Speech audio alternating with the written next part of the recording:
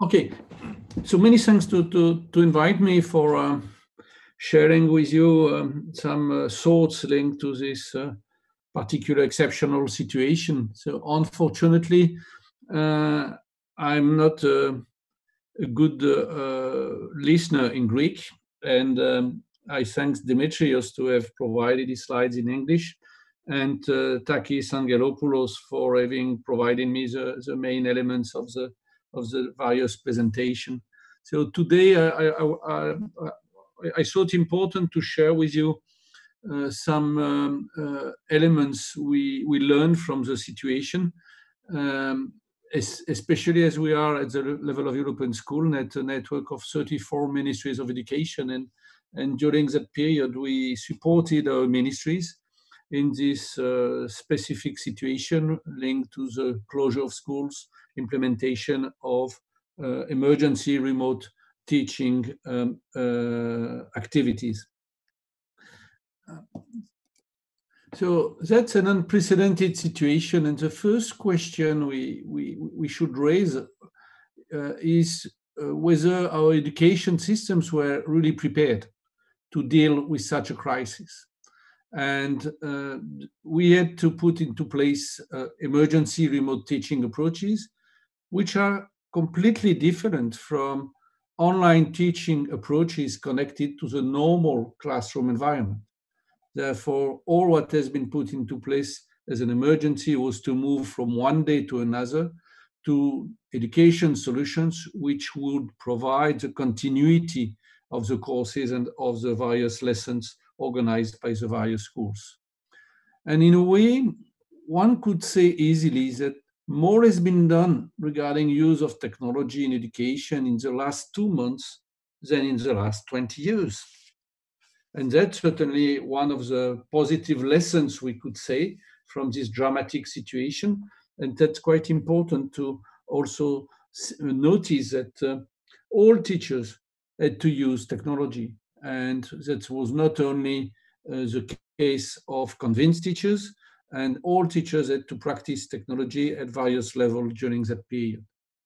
So I have identified 4 major topics and issues we have encountered at the level of various countries.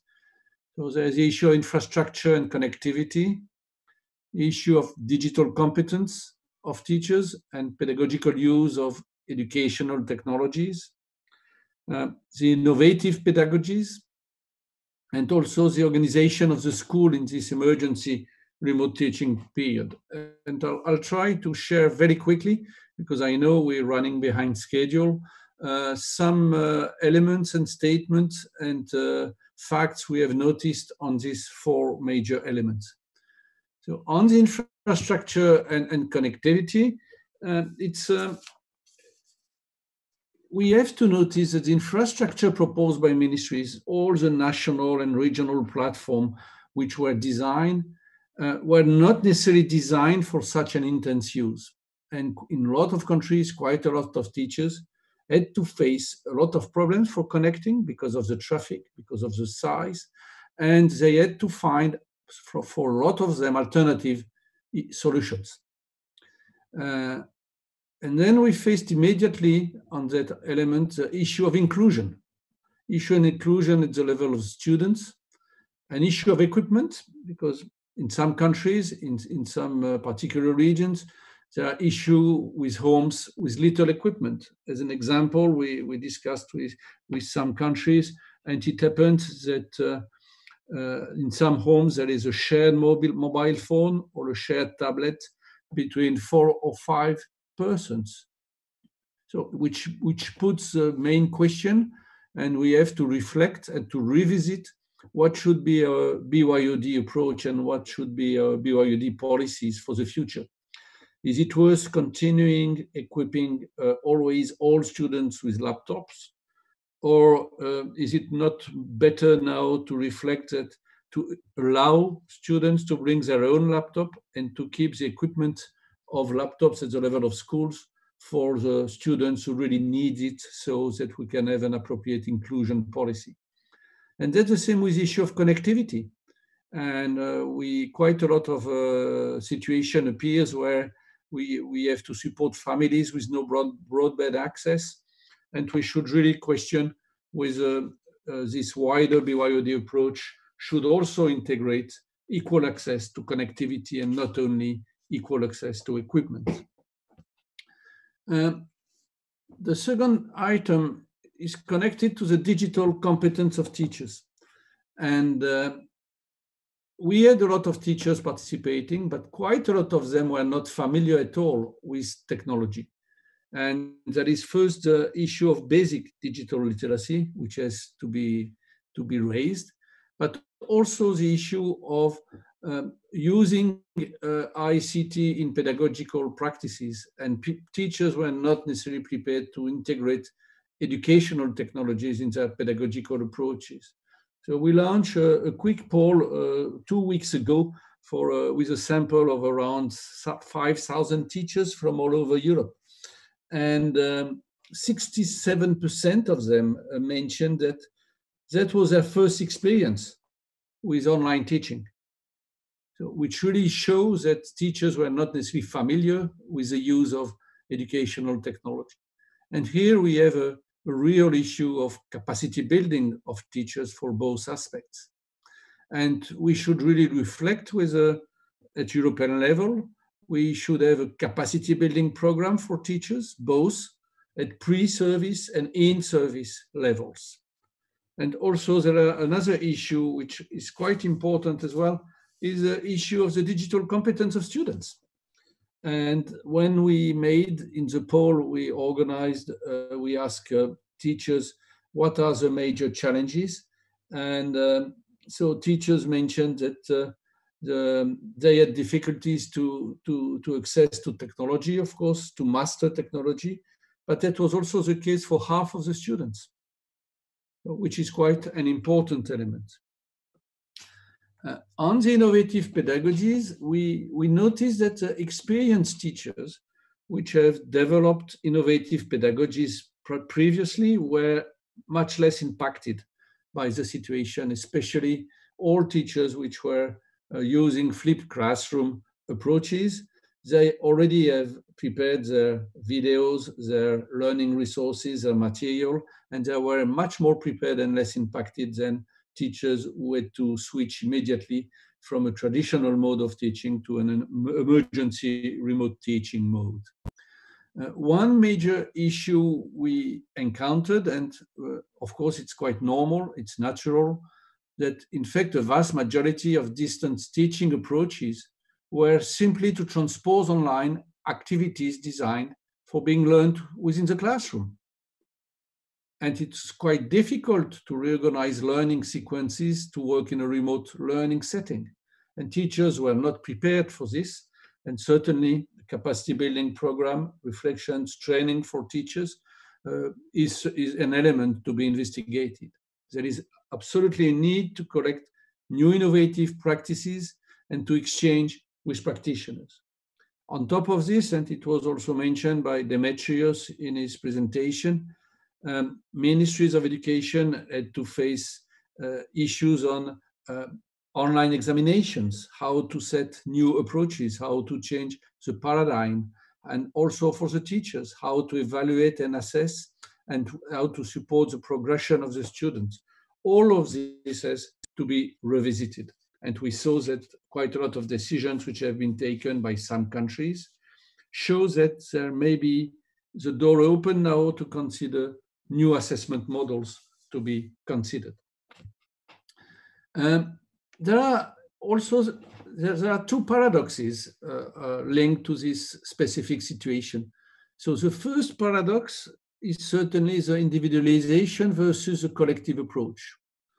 So when we are in a normal setting and when we're in the class, one of the challenges of the teachers is always to personalize the learning process with a group of students. So that's all linked to this self-regulated learning elements. But in a distance teaching mode, the challenge was to develop more the feeling of belonging to a group with dispersed students and to create a group with each individual online learning approach. And the second paradox is the organization of the study time and the paradox of at school versus online. Online, students had to manage a personal organization, and there was the autonomy of the student for managing the prescribed learning activities to be done.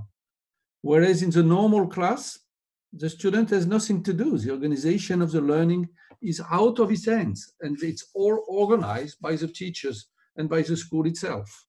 So that's quite two interesting paradoxes which emerged from this emergency remote teaching period. Moving now on the organization of the school in the emergency remote teaching period. So there are quite a lot of questions on how to organize a school activity. What should be the organization of the learning day of a student learning online? How to keep the link at the level of the head of school with the pedagogical team? What should be the new modalities of examination online? How are IT administrators at schools working?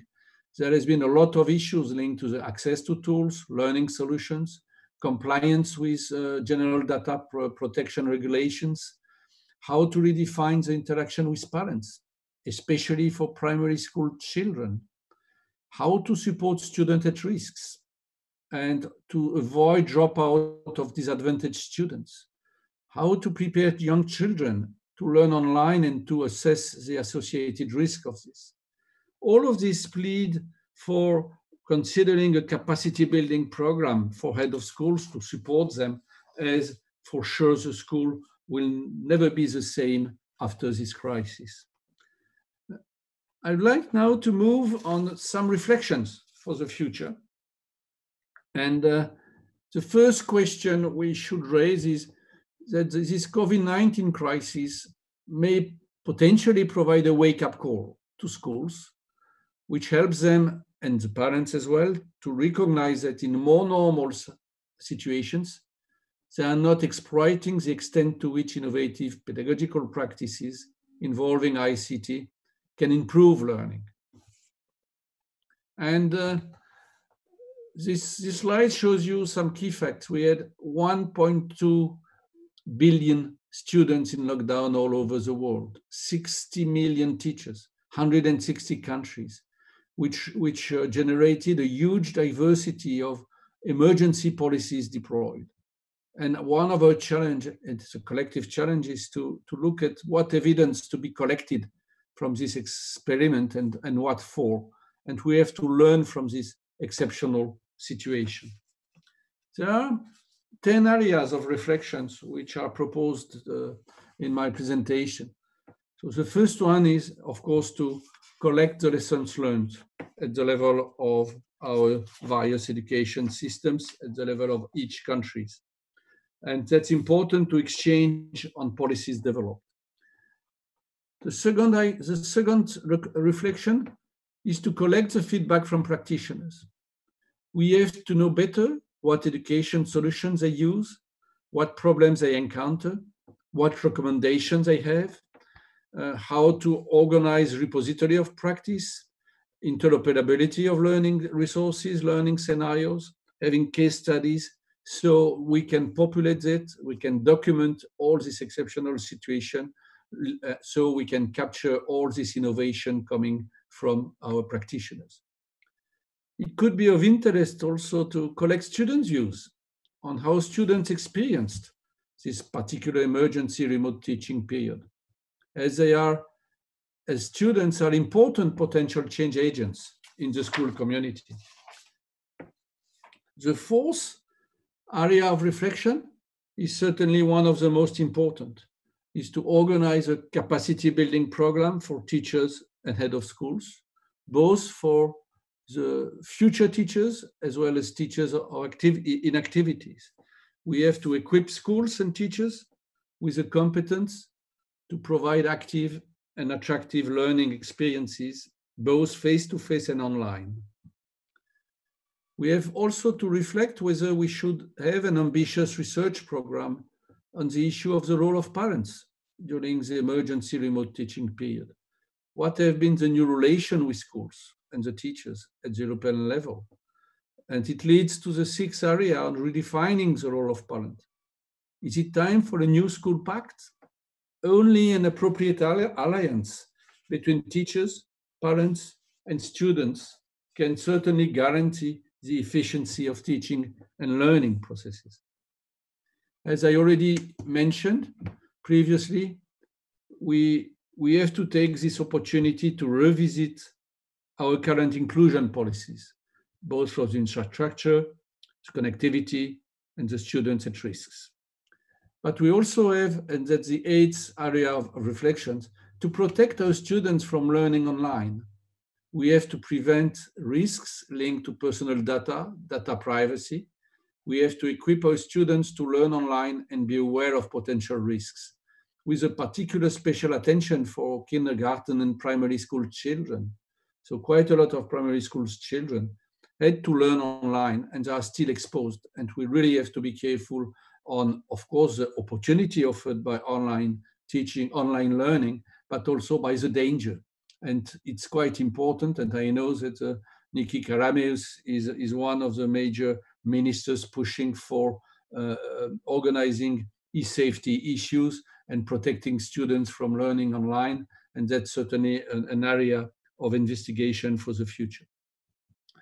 We will also have to manage a complex situation where from September onwards, there may be the possibility where only one part of the classes which will be reopened and others will continue following this emergency remote teaching activities.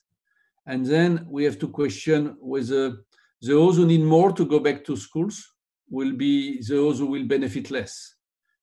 That's why it is essential to have at the center of all any future policy decisions, the inclusion issue. Finally, we should reflect on defining the future school models.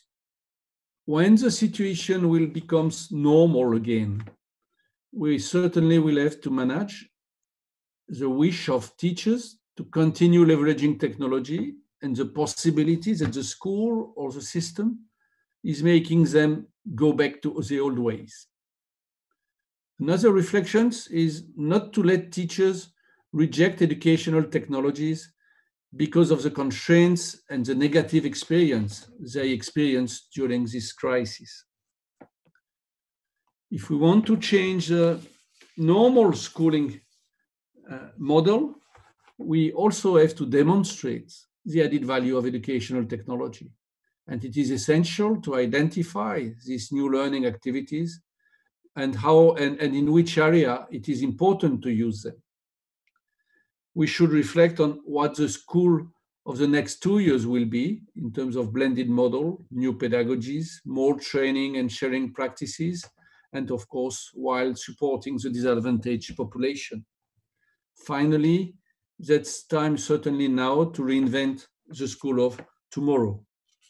I would like to finish by this extremely important role of teachers. And there are, in fact, only two problems in education. What do we teach and how do we teach it?